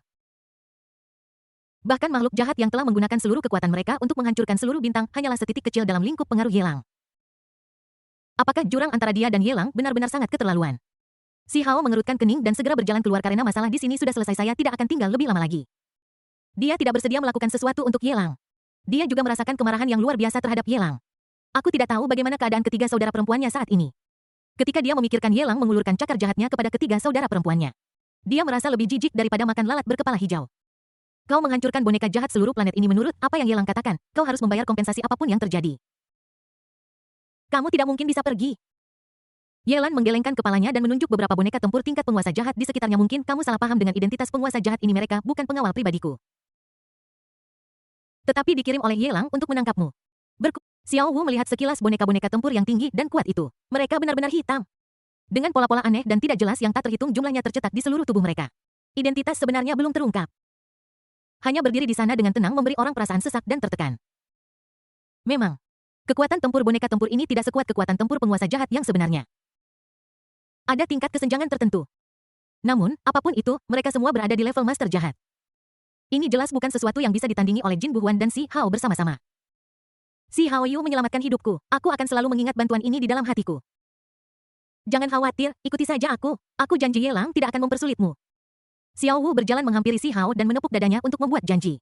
Bukankah benar bahwa dia tidak tahu hubungan antara Si Hao dan identitas Ye Lang yang lain? Tidak peduli apa, Ye Lang tidak akan pernah benar-benar membunuh Si Hao. Dengan cara ini, dia juga bisa menggunakan ini sebagai alasan untuk membalas budi karena telah menyelamatkan nyawanya. Saat kau berada di bawah atap seseorang, kau harus menundukkan kepala. Ayo pergi. Jin Buhuan mengakui kekalahan. Dengan kepala tertunduk, dia mengikuti Ye Lang bersama dengan Si Hao dan dengan cepat terbang menuju suatu tempat di langit berbintang. Sekitar 1 jam kemudian, di atas bintang mati yang relatif besar beberapa orang perlahan-lahan turun. Segera setelah Anda berdiri teguh Anda bisa melihatnya. Satu demi satu kukatakan tempur tingkat penguasa jahat seperti raksasa yang menopang langit disusun secara teratur di kiri dan kanan. Membentuk lingkaran. Ada lebih dari 20 makhluk jahat tingkat penguasa jahat yang berdiri di sini. Di lingkaran besar yang dibentuk oleh para penguasa jahat ini, seorang penguasa jahat yang tubuhnya meringkuk dan bahkan tidak sebesar gunung sedang merangkak di tanah. Di depannya seorang pria bertelanjang dada memegang pedang lebar kuno, otot-ototnya seperti naga yang melingkar berulang kali menghantam sang guru jahat dengan pedang itu. Meraung katakan padaku, apakah ada guru jahat lain di sekitar sini yang memiliki hubungan baik denganmu? Kau tidak akan memberitahuku. Right, Fine-Fine-ku akan membuatmu bicara kasar. Aku akan membuatmu bicara kas. Pisau besar di tangan pria kekar itu terus menebas. Tubuh majikan jahat itu terus-menerus dipotong-potong menjadi beberapa bagian. Tubuh itu masih menyusut dan luka-lukanya sembuh. Menjadi semakin lesu. Apakah ini master kekuatan dari Istana Kekaisaran Xuan Yu? Dia bukanlah hukum tertinggi yang diciptakan oleh tubuh daging, tetapi makhluk tertinggi dari zaman kuno. Mengapa dia begitu terbiasa menggunakan pedang lebar sekarang? Dan apa-apaan kirin api itu? Bagaimana bisa ia memperkuat Dao Agung Pedang? Si Hao Jin Buhuan dan yang lainnya semua adalah jenius top di Istana Abadi Huangzu. Perluas wawasanmu. Hanya dengan satu lirikan, dia mengenali Li Zu sebagai makhluk kuno yang kuat. Siapa sangka bahwa makhluk kuat ini hanya ada dalam legenda. Dia benar-benar berakhir tanpa baju dan menjadi penjaga penjara yang menyiksa tahanan. Poin pentingnya adalah orang yang dia siksa adalah seorang guru jahat. Guru jahat yang telah melakukan segala macam kejahatan benar-benar layu di depan Li Zun saat ini seperti tahanan PH-10 bertemu dengan tahanan hukuman mati. Paman manusia, berhenti berkelahi, aku akan menuntunmu ke guru jahat, ada banyak sekali. Guru jahat yang tubuhnya hancur dan sembuh berkali-kali. Di depan Li Zun, aku bahkan tidak berani kentut. Rela menjadi pengkhianat. Sampai sekarang, dia bahkan tidak tahu siapa kejahatan besar di balik manusia di depannya ini. Namun yang pasti adalah mungkin untuk mendorong manusia pada tingkat setengah langkah surgawi. Asal-usul makhluk jahat yang hebat ini pasti tidak biasa. Tidak ada rasa malu bekerja untuk kejahatan yang begitu besar. Adapun mempertimbangkan bahwa orang di balik Li Zun adalah manusia. Guru jahat bahkan tidak akan memikirkannya. Bagaimanapun juga, tidak ada makhluk jahat yang bersedia untuk tunduk kepada manusia. Belum lagi lebih dari 20 penguasa jahat ini bersedia bekerja untuk manusia. Dia yakin bahwa di belakang Li Zun pasti ada kejahatan besar. Ayo, bawa aku ke sana dan bawa mereka ke sini bersama-sama. Li Zun memasang rantai anjing di leher sang ahli kejahatan. Itu dilakukan dengan meniru Yelang dan menyalinnya. Biarkan tuan jahat mencari tuan jahat. Seperti yang dikatakan Yelang. Satu-satunya yang mengerti musuh adalah musuh itu sendiri. The Saint is back. Ketika Li Zun pergi, dia menyapa Yelan. Yelan mengangguk dengan tenang. Dia masih sangat menghormati Li Zun. Bagaimana? Dia adalah makhluk langit setengah langkah. Apakah Li Zun ini juga bawahan Yelang? Jin Buhuan dan Si Hao menatap punggung Li Zun dengan takjub. Bab 1790 Xiao Wu membalas rasa terima kasihnya. Tentu saja, sebelum Yelan menjawab, Xiao Wu menjawab terlebih dahulu. Kuncir di belakang kepalanya bergoyang ke kiri dan kanan, dan dia berkata dengan bersemangat. Dulu Yelang membunuh Lei Zun di istana Kaisar Xuan Yu. Li Zun yang mengambil tindakan menyebabkan Lei Zun sangat tidak rela dikhianati dan membiarkan Yelang membunuhnya secara brutal. Li Zun bukan hanya seorang bijak kuno yang menciptakan hukum tertinggi miliknya sendiri dari Jalan Agung Tubuh Dagingnya, tetapi dia juga memahami Jalan Agung Pedang dalam pengasingan bertahun-tahun yang lalu dan menjadi penguasa tertinggi Jalan Agung Pedang. Sayang sekali leluhur pedang telah meninggal dunia. Li Zun hanya dapat mengandalkan binatang buas asli Yelang untuk mengerahkan kekuatan tempur makhluk setengah langkah surgawi.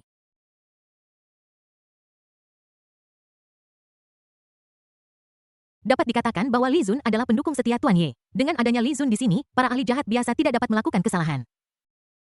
Xiao Wu bergumam dengan terkejut.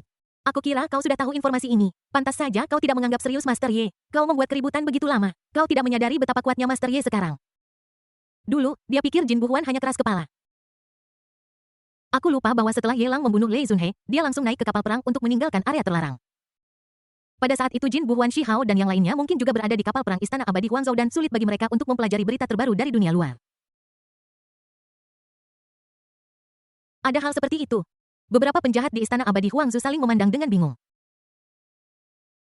Mereka tahu bahwa ada celah tertentu antara mereka dan Yelang. Tetapi tidak ada yang akan menyangka bahwa Yelang begitu mengerikan sehingga dia bisa mengendalikan ahli jahat sesuka hati. Dia mampu membuat Li Zun yang berada di tingkat setengah langkah surgawi bersedia menjadi bawahannya. Kamu tahu, tidak peduli apakah itu Li Zun atau Evil Lord, mereka adalah orang-orang yang perlu mereka hormati sekarang. Dan semua makhluk yang mereka hormati ini tunduk kepada Yelang. Poin utamanya adalah Yelang berasal dari era yang sama dengan mereka. Perbedaannya sangat besar seperti jurang, bagaimana kita bisa mencegah mereka merasa malu. Berjalan di bawah tatapan barisan penguasa jahat. Bahkan orang sekuat Si Hao dan Jin Buhuan pun merinding. Rasa dingin menjalar dari tulang ekor hingga ke puncak kepala. Di gua gelap dan lembab yang dipenuhi dengan miasma pemakan jiwa. Ada sesuatu yang lain sedang terjadi. Sebuah istana mewah, bermartabat, dan sangat mewah muncul di hadapan Yelan dan teman-temannya. Pemandangan tiba-tiba menjadi jelas. Pesawat dengan sayap. Bahkan benar. 4 pengait meledak. Berjalan di sekitar aula kuning terang di pavilion kecil di samping koridor, saya melihat Junsi dan beberapa boneka tempur dengan kesadaran tingkat tinggi bermain Landlord. Adegan ini tidak hanya mengejutkan Jin Buhuan dan Si Hao. Tetapi bahkan Yelan yang mengawal mereka kembali tidak puas. Dia meraih Xiao Xiu yang kebetulan lewat. Menunjuk ke arah Junsi dan bertanya dengan curiga, dia tidak akan menjadi umpan untuk sarang tetapi di sini untuk bersenang-senang. Dan Yelang tidak peduli. Xiao Xiu menyeka bibirnya yang kemerah-merahan dan melirik ke arah Junsi lalu memutar matanya. Dan mencibir pada Yelan, bagaimana kita bisa dibandingkan dengan dia? Dia adalah orang kepercayaan Yelang dan bahkan di tempat kerja. Dia mendapat perlakuan khusus, dia bekerja dari jam 9 sampai 5 dengan 2 hari libur seminggu, hari ini kebetulan adalah hari liburnya. Bagaimana denganmu? Yelan bertanya dengan rasa ingin tahu. Xiao Xiu menghela napas, saya bekerja sepanjang tahun. Ada beberapa hal yang tidak bisa dia ucapkan dengan akan baik-baik saja jika buka sepanjang tahun. Saat melaporkan pekerjaan secara berkala. Saya juga harus menerima pelecehan dari bos saya. Jika bukan karena kebutuhan si kepala gendut untuk menemukan jalan nirvana. Dia sudah lama berhenti dari pekerjaan itu. Kamu pergi dan sibuk dulu. Yelan tersenyum dan mengangguk. Sikapnya terhadap Xiao Xiu sudah banyak membaik. Beberapa hari terakhir ini dia mengamati kinerja Si Hao dan yang lainnya. Ini adalah kehidupan yang riang. Tidak sebaik Junsi tetapi jauh lebih baik daripada Xiao Xiu. Di mana Yelang? Kita semua di sini tetapi dia masih belum muncul. Tidak ada yang bisa dibandingkan dengan kerendahan hati maupun kesombongan. Melihat Junsi di pavilion kecil. Dia bertanya dengan suara dingin. Kamu memanggil tuan muda dengan namanya. Junsi meremukkan kartu remi menjadi abu, memalingkan kepalanya. Menegangkan lehernya dan memelototinya. Dialah yang meminta kami datang, dialah juga yang sengaja menghindari pertemuan dengan kami. Apakah dia mempermainkan kita? Jin Buhuan sudah merasa kesal. Dia dimarahi seperti ini oleh prajurit seperti semut lagi. Bagaimana saya tidak Bahkan jika dia mati, dia tidak akan pernah menyembunyikan amarah di hatinya. Bang! Di samping Junsi. Beberapa teman bermain sekilas dari Junsi bergegas menuju Jin Buhuan dan menendang Jin Buhuan beberapa puluh kaki jauhnya. Sebelum mengenai dinding istana, itu ditendang oleh teman bermain lainnya. 3 kepala bermain bersama membentuk segitiga. Perlakukan permata seperti bola dan menendangnya. Menangis kepada langit dan bumi tidak akan memberikan jawaban. Dia bahkan tidak bisa mengucapkan kata-kata kasar. Anda harus antre untuk menemui tuan muda saya, jadi Anda duluan saja. Junsi menunjuk ke arah Xiao Wu dan memberikan instruksi. Terima kasih, Jungi. Xiao Wu memberikan senyum ramah kepada Junsi. Segera dia melihat Si Hao di belakangnya dan membuat janji lain. Si Hao, jangan khawatir. Dengan hubungan saya dengan Tuan Ye, saya pasti akan melindungi kamu, Xiao Wu. Saya jelas bukan orang yang tidak tahu berterima kasih. Saat dia berbicara, dia menegakkan dadanya dengan tatapan bangga. Dia berjalan menuju ujung koridor dengan momentum yang besar. Dari sudut matanya, dia sesekali melirik majikannya, Yelan. Aku berpikir penuh kebencian dalam hatiku. Jangan merendahkan seorang gadis muda karena dia miskin. Tuan, Anda bisa mengabaikan saya hari ini, tetapi Anda tidak akan bisa menghubungi saya di masa depan. Sekarang kamu tidak bersedia menerima gelarku sebagai tuan. Di masa depan, aku akan memanggilmu Xiaolan. Jangan merasa kesal. Xiao Wu sangat percaya diri. Mengandalkan persahabatannya dengan Yelang. Pasti ada tempat untuk itu di base camp ini. Situasinya tidak jauh lebih buruk dari tuannya. Sangat mudah untuk membalas budi Si Hao. Di bawah tatapan semua orang, Xiao Wu berjalan ke istana tempat Yelang berada dengan kaki rampingnya yang terbungkus sutra putih, dengan hati tegak dan momentum setinggi pelangi. Ketika aku keluar lagi, Xiao Wu menundukkan kepalanya, tidak berani menunjukkan wajahnya kepada orang lain. Tangannya terus memainkan rambut hitam panjangnya yang sedikit berantakan. Sutra putih yang melilit di sekitar kaki juga telah menghilang. Kaki panjang seputih es dan sehalus giok semakin menarik perhatian. Dia menundukkan kepalanya dan datang di depan Yelan dan yang lainnya. Dia tidak pernah mendongak, tidak ingin mereka melihat matanya yang merah dan bengkak. Dia menggigit bibirnya dan mendesak. Kalian cepat masuk, Tuan Muda Ye masih menunggu di dalam. Apa yang dia lakukan padamu? Yelan meraih lengan Xiao Wu dan berkata dengan suara berat, apakah dia mengganggumu? No. Aku baru saja menyinggung Tuan Ye dan dimarahi olehnya. Xiao Wu melepaskan diri dari tangan Yelan dan buru-buru berjalan kembali. Saat dia berjalan menjauh, dia berkata dengan sungguh-sungguh. Si Hao, aku sudah membalas semua budi yang menjadi utangku padamu. Dia ingin mengatakan sesuatu lagi. Namun, dia merasa jika dia tidak pergi. Saya khawatir beberapa adegan yang tak tertahankan akan muncul di depan beberapa orang. Bab 1791 mengendalikan 2 putra keberuntungan. Ding selamat kepada tuan rumah karena telah menaklukkan Xiao Wu. Gadis keberuntungan selamat kepada tuan rumah karena telah mendapatkan nilai penjahat Destiny Xuan Huang plus 40,000,000. Catatan 1 peningkatan tubuh ilahi tulang lunak telah ditumpangkan. Catatan 2 nilai penjahat yang Anda dapatkan tidak ada hubungannya dengan dunia Anda. Tetapi terikat pada kekuatan tempurmu. Mendengarkan suara mekanis dari sistem, Yelang menyilangkan kakinya dan menikmati layanan menyuapi dari si Cao Cao dengan tenang. Dia menyentuh si Jiao Jiao yang sedang memijat betisnya dan berkata dengan tenang. Pergi dan suruh mereka masuk. Oke Miye. Si Jiao Jiao mengangguk patuh, berdiri, dan berjalan menuju pintu. Adik bungsu Si Huahua menggantikan posisi kakak kedua dan berlutut di samping Yelang. Tangan kecil ramping seolah-olah tidak bertulang. Membantunya merelaksasikan betisnya yang tegang. 400 miliar aku tidak pernah menyangka bahwa Wu kecil bisa membawakanku panen yang begitu kaya ini sebanding dengan membunuh lusinan ahli jahat sejati. Yelang merasa sedih. Aku tidak menyangka bahwa Xiao Wu baru saja berada di level. Ada begitu banyak potensi baginya untuk dimanfaatkan. Untungnya, saya sengaja membiarkan ikan itu berkeliaran dengan bebas sebelumnya. Jika tidak, bagaimana saya bisa mendapatkan panen yang begitu kaya? Tongsi, investasikan seluruh 40 miliar ini ke dalam evolusi tombak pesawat. Yelang memberi perintah tanpa bertanya. Promosi tombak pesawat adalah lompatan maju dalam kekuatan bahkan untuknya sekarang. Ini adalah harta karun seperti yang dapat menemukan asal mula jalan agung nirvana. Memegang tombak pesawat dia akan mampu mengerahkan kekuatan bertarung sekuat kepala gendut. Ding. Tuan rumah telah mengonsumsi 40 miliar nilai penjahat takdir Xuan Huang. Selamat kepada tuan rumah karena telah mencapai 70% dari progres promosi Plain Halberd. TSK, Yelang mengecap bibirnya dan menghela napas kesakitan. Ini benar-benar seperti sumur tanpa dasar. Aku sudah menginvestasikan begitu banyak nilai villain ke dalamnya dan itu baru 70% selesai. Kau tahu. Selama periode waktu ini, semua poin villain yang dia dapatkan dengan membunuh makhluk jahat, setelah menukarnya dengan boneka tempur, hampir semua poin yang tersisa dimasukkan ke dalam Halberd of the Plane. Bahkan tombak Halberd of the Planet pun belum sepenuhnya terisi. Ini hanyalah gua yang menghabiskan uang. Tuan Ye. Saint Yelan ada di sini bersama. Di luar pintu, suara si Jiao Jiao terdengar. Saat Yelang mendongak. Dia melihat Yelan memimpin Si Hao dan Jin Buhuan serta beberapa orang lainnya berjalan masuk perlahan. Saat Si Hao melihat Yelang terutama ketika dia melihat Si Huahua berlutut di samping Yelang melayaninya dan Si Cao Cao memberinya makan harta karun ke tubuhnya hampir menempel di pipi Yelang.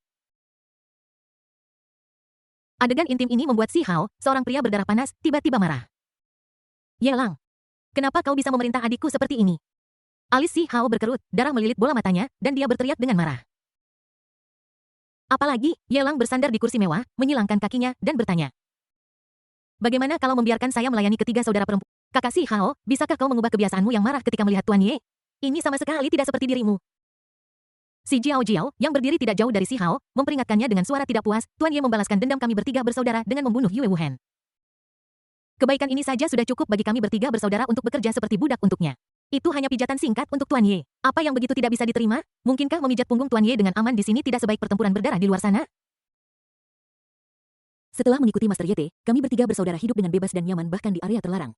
Tapi bagaimana jika kami mengikuti Anda? Saya khawatir kami sudah dimangsa oleh makhluk jahat yang mengejar kami. Si Hua Hua selalu mengatakan apa yang ada di pikirannya. Kakak Si Hao, kamu tidak marah tentang situasi kami bertiga bersaudara saat ini. Kamu hanya tidak puas karena bukan kamu yang dilayani. Sudut mulut Si Hao bergerak-gerak liar. Jangan memukul wajah orang. Yang terutama menamparkan wajahnya adalah tiga saudara perempuan dari klan yang sama yang tumbuh bersamanya. Melihat ketiga adik perempuannya. Sepertinya mereka sudah menganggap Yelang sebagai tuan mereka. Si Hao merasa lebih jijik daripada jika dia makan kotoran lalat.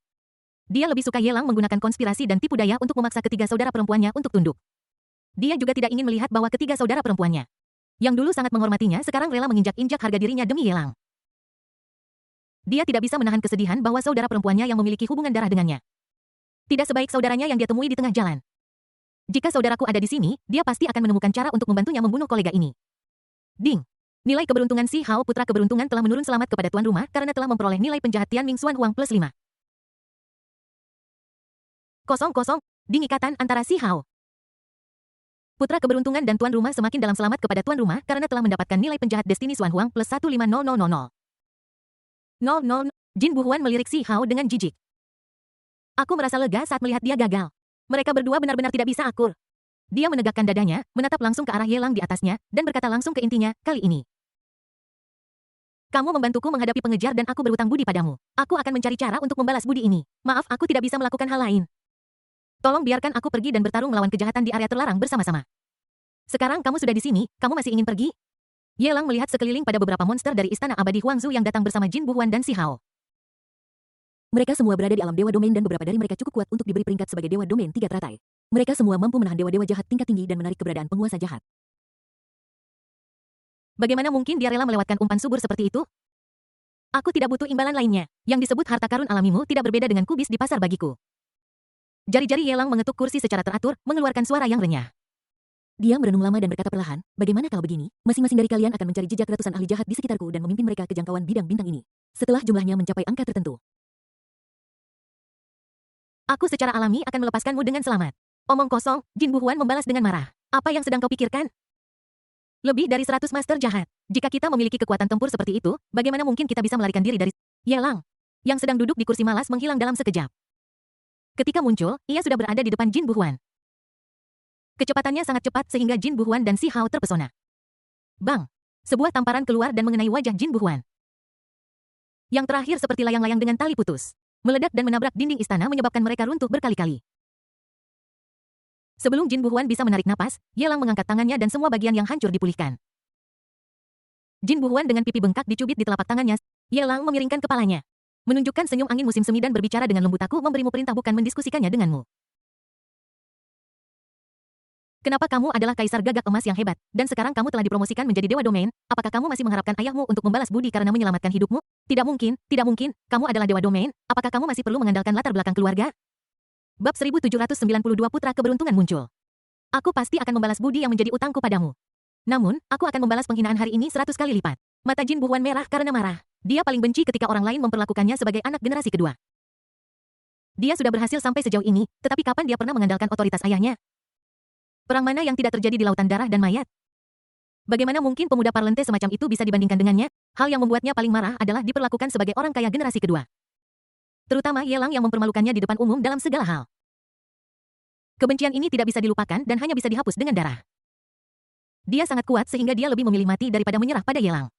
Ding tuan rumah telah menyentuh ranjau dari putra keberuntungan selamat kepada tuan rumah karena telah mendapatkan nilai penjahat dari takdir Xuan Huang plus 5. 0-0. Ding putra keberuntungan. Jin Buhuan telah meningkatkan kebenciannya terhadap host. Selamat kepada host karena telah memperoleh nilai penjahat Tianming Xuan Huang plus 1000000. 000. Oh, Yu punya temperamen yang cukup tinggi. Yelang meletakkan Jin Buhuan dengan selamat dan tanpa cedera. Dan bertanya dengan nada main-main, kamu sangat kuat di depanku dan kamu bahkan tidak takut mati, ini benar-benar mengagumkan. Kata-kata sanjungan membuat ekspresi Jin Buhuan membaik, tetapi setelah mendengar apa yang dikatakan Yelang, Jin Buhuan tidak bisa menahannya lagi. Tapi kenapa aku mendengar rumor bahwa kamu, putra tunggal gagak emas tertinggi, sangat menjilat Yue Tianyin, gadis cantik dari klan bulan, di Istana Abadi Alam Semesta Kuning. Dan bersedia menjadi budaknya. Yelang melambaikan tangannya dan menggelengkan kepalanya karena bosan. Lupakan saja, ini pasti hanya rumor. Bagaimana mungkin Dewa Domain Gagak Emas yang bermartabat bisa begitu rendah hati demi seorang wanita? Ding, pembawa acara sedang menari di ladang ranjau. Putra keberuntungan, selamat kepada pembawa acara karena telah memperoleh nilai penjahat takdir Suan Huang plus 50. Jin Buhuan sangat marah sampai giginya terasa gatal. Aku tidak tahu siapa yang berani bergosip tentang orang lain di luar. Biarkan kata-kata absurd ini sampai ke telinga Yelang. Poin utamanya adalah Yelang hanya menceritakannya dengan cara terselubung dan tidak mengejeknya. Itu membuatnya tidak mungkin baginya untuk marah. Jangan bicara tentang apakah dia bisa menjadi lawan yang sepadan untuk monster di depannya. Bahkan jika dia sekali dia marah, bukankah itu akan mengkonfirmasi rumor? Ini adalah mantra teleportasi. Jika kamu bertemu musuh yang tidak bisa kamu kalahkan, kamu bisa menghancurkannya dan menarik mereka ke sini. Yelang memberikan beberapa mantra teleportasi kepada Si Hao dan yang lainnya. Pada saat yang, dia juga memberlakukan pembatasan pada monster lain dari Istana Abadi Huangzu. Begitu mereka memiliki pikiran tidak setia, mereka akan segera dieliminasi. Dia tidak peduli tentang aliansi atau tidak. Selama masih ada gagasan yang merugikan kepentingannya, dia akan menghilangkannya. 100 master jahat, apakah ada batasan waktu? Si Hao memegang jimat teleportasi di tangannya dan menatap Yelang, tidak rendah hati maupun sombong. Jika kamu bisa menarik 100 pendekar jahat dalam satu hari, kamu bisa pergi hari ini dengan selamat. Yelang menjawab dengan senyum, sangat sopan. Bagaimanapun, sebagai seorang bos, Anda harus mengeksploitasi karyawan Anda secara praktis dan tidak mungkin bagi Anda untuk menunjukkannya dalam kata-kata dan tindakan Anda. Khawatir bahwa karyawan tidak menyadari penghinaan atasan dan mungkin menjadi bermusuhan. Bagus. Si Hao memegang jimat itu dan berbalik tanpa mengucapkan sepatah kata pun. Jin Buhuan dan beberapa orang lainnya juga mengikuti dari dekat di belakang. Baru setelah mereka pergi, Yelan mulai khawatir tentang kejahatan sifat manusia. Dia menatap Yelang dan berkata terus terang. Kamu memberikan batasan pada para jenius Istana Immortal Huangzu itu, yang masuk akal, tetapi kamu tidak meninggalkan rencana cadangan untuk Si Hao dan Jin Buhuan. Bukankah kamu terlalu sombong? Bagaimana jika mereka meninggalkan tempat ini? Bukankah itu akan menjadi pemborosan boneka tempur bintang? Terlebih lagi, bagaimana jika Jin Buhuan dan Si Hao mengembangkan keinginan untuk balas dendam? Dengan sengaja membawa kejahatan yang tak tertahankan ke sini. Bukankah itu seperti mengambil bangku dan memukul kaki sendiri? Kamu tidak mengerti kepribadian Si Hao dan Jin Buhuan. Yelang menggelengkan kepalanya dengan acuh tak acuh. Silakan. Dia adalah putra keberuntungan dan orang yang menepati janji. Bagaimana seseorang bisa menarik kembali perkataan? Menarik kembali kata-kata seseorang. Itu adalah keterampilan eksklusif para penjahat tokai. Terlebih lagi 3 saudara perempuan dari klan batu ada di sini. Dan siapa tahu Yue Tianyin mungkin menemukan tempat ini suatu hari nanti. Dengan keping seperti itu di tangan. Bagaimana mungkin Si Hao dan Jin Buhuan memiliki keraguan? Karena kamu sudah mengambil keputusan, saya tidak akan ikut campur lebih jauh lagi. Saya akan pergi. Yelan membungkuk. Tidak ingin tinggal di tempat yang lembut ini lebih lama. Bukan untuknya. Dia masih lebih suka bertarung dengan makhluk jahat supaya dia tidak merasa seperti membuang-buang waktunya.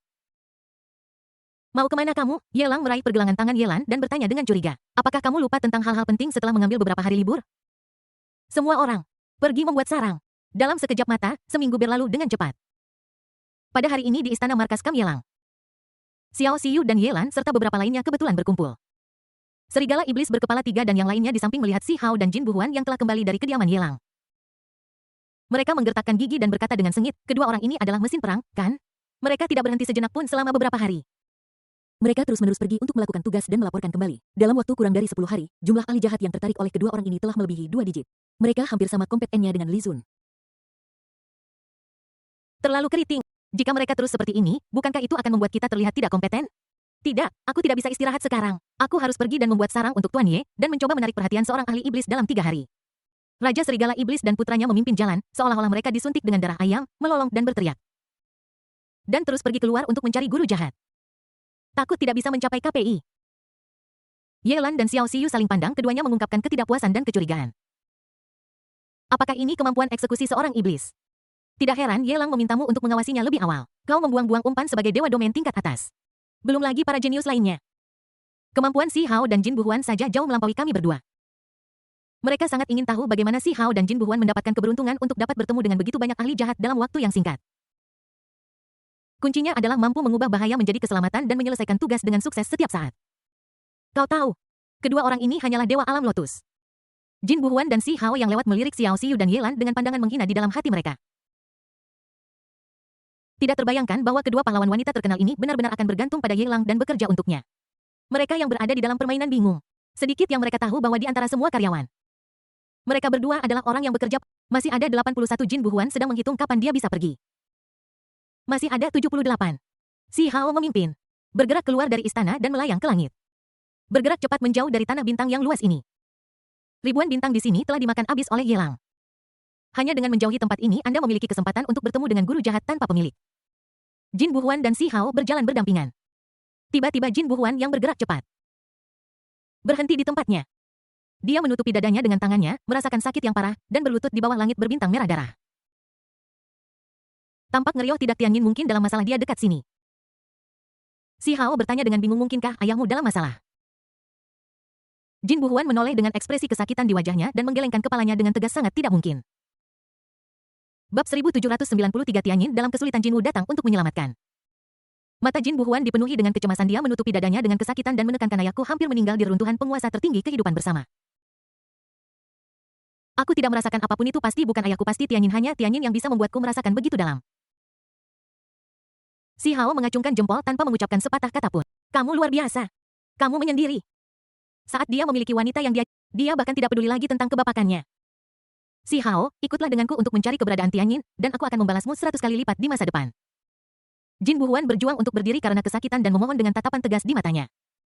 Dia juga tahu bahwa dendam antara Si Hao dan Yue Tianyin adalah permusuhan darah yang dalam yang tidak dapat diselesaikan. Tetapi di area terlarang ini di mana tidak ada siapapun di sekitar. Hanya kekuatan Si Hao yang bisa menjadi sandarannya. Tidak perlu. Si Hao tampak tenang tanpa ragu sedikit pun. Aku tahu mana yang benar dan salah, serta dendam dengan sangat baik. Ini adalah perang dunia, dan dendam pribadi bisa dikesampingkan untuk saat ini. Aku akan bekerja sama denganmu untuk menemukan keberadaan Yue Tianyin. Dua jenius teratas Istana Abadi Huangzu telah melupakan tugas untuk menemukan guru jahat.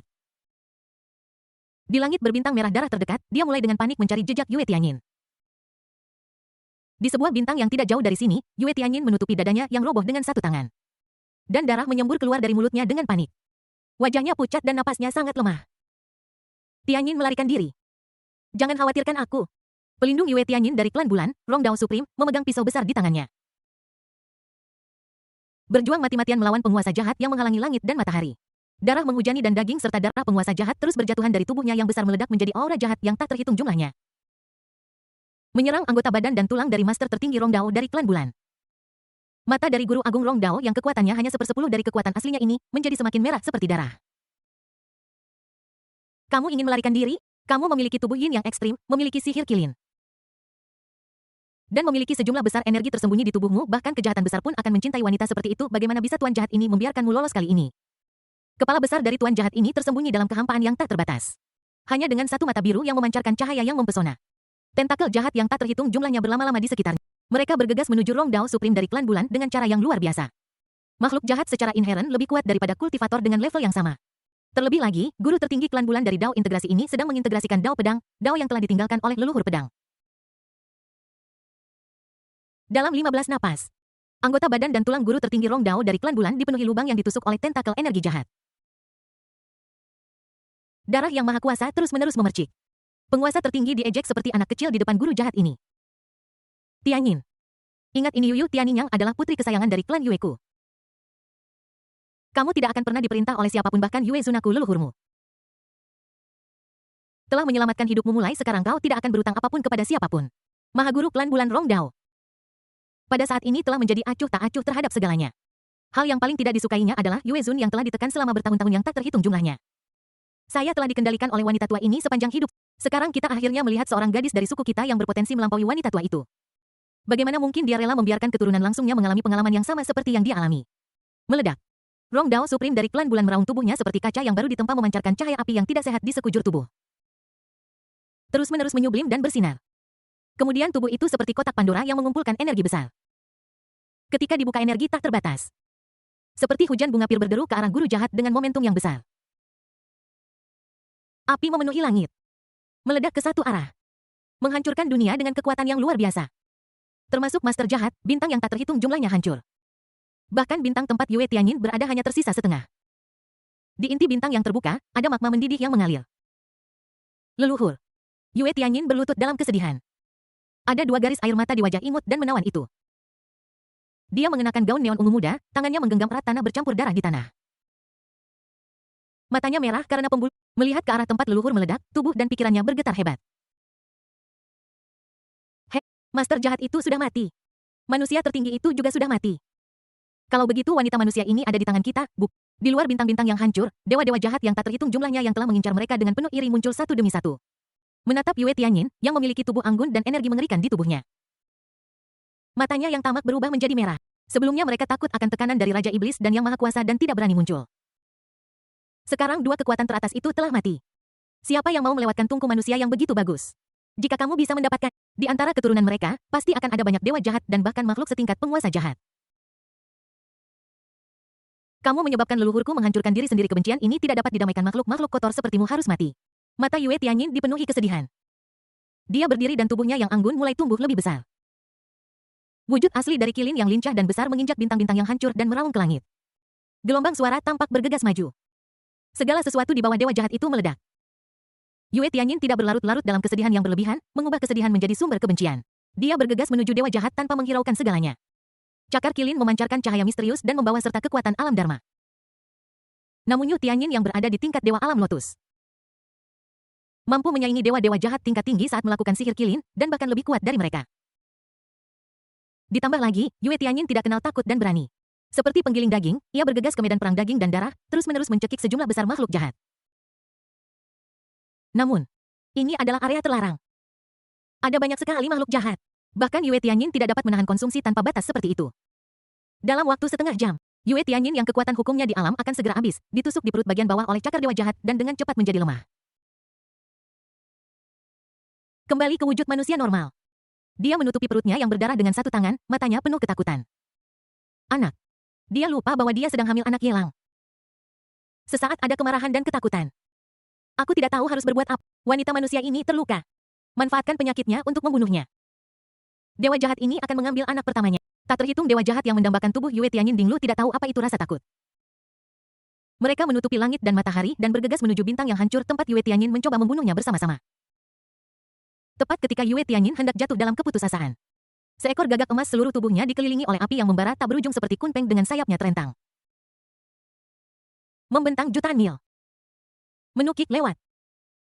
Api membara gagak emas yang mengerikan membuat siapapun di bawah level dewa jahat tingkat tinggi tidak mungkin untuk bertahan hidup. Hanya satu kali menyala, puluhan ribu dewa jahat dibakar menjadi abu di bawah kobaran api gagak emas yang membara. Jin Buhuan tiba tepat waktu pada saat kritis. Melayang di langit di atas Yue Tianyin He melihat langsung ke kelompok dewa jahat yang bergerak dan meraung. Siapapun yang menyakiti Tianyin akan dibunuh tanpa ampun. Bab 1794 Misteri Anak Kecil. Mengom. Raungan naga bergema di seluruh 9 langit. Di belakang kelompok dewa jahat ini, seekor naga sungguhan tiba-tiba menunjukkan keagungan klan naga terus-menerus mengayunkan ekor naganya yang ajaib. Siapapun di bawah tingkat dewa jahat tingkat tinggi akan terluka jika disentuh dan akan mati jika disentuh. Ketika menghadapi dewa jahat tingkat tinggi dengan kekuatan yang setara, Si Hao dengan tegas memilih untuk menghancurkan diri sendiri. Naga asli meledak dan kekuatannya menghancurkan dunia.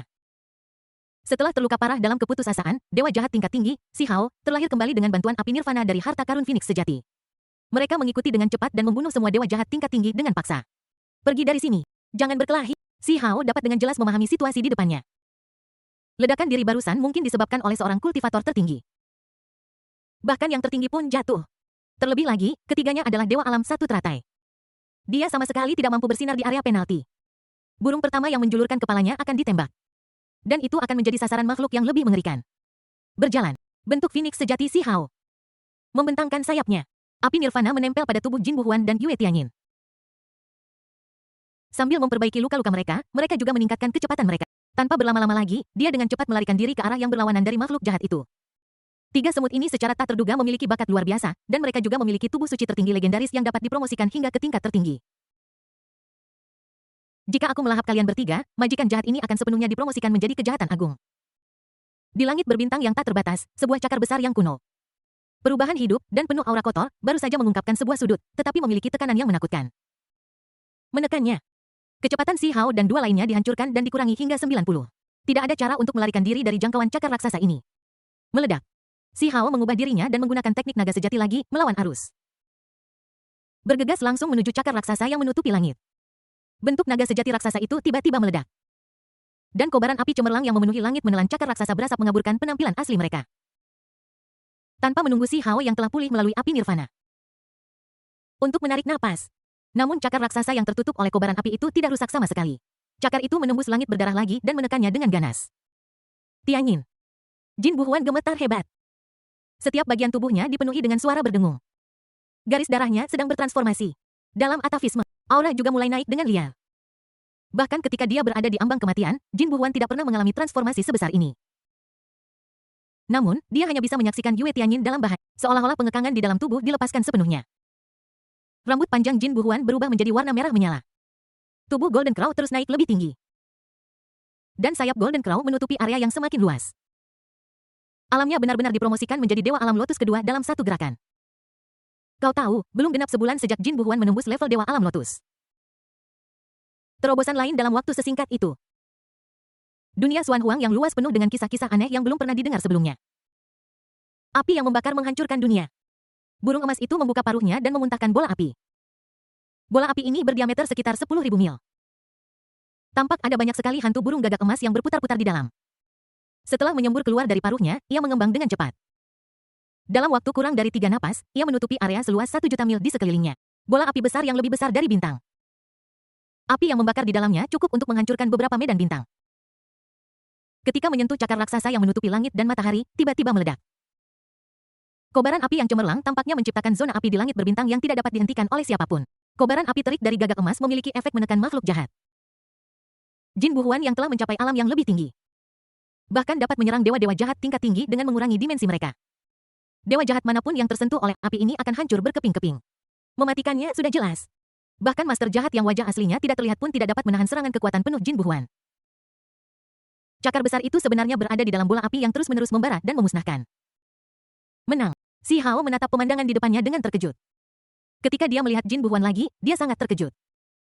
Jin Buhuan hari ini begitu kuat sehingga bahkan dia mungkin ditekan olehnya. Siapa sangka bahwa pada kesempatan seperti itu, bagaimana mungkin Jin Buhuan benar-benar menerobos kesulitan.